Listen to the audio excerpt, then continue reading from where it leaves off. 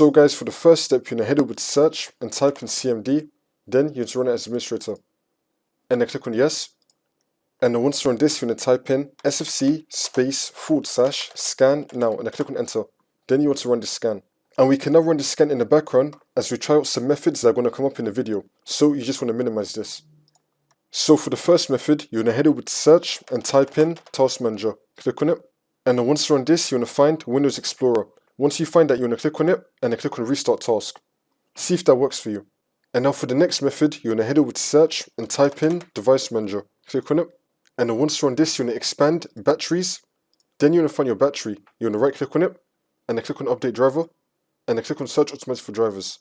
See if that works for you. And now for the next method, you're going to head over to search and type in CMD. Then you're going to run it as administrator. And then click on yes.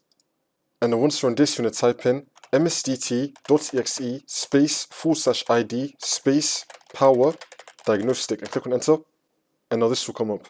Now you're going to click on next. Then you want to run this. And if it detects anything, it will try to fix it for you. And now for the last method, you just want to simply restart your computer. See if that works for you.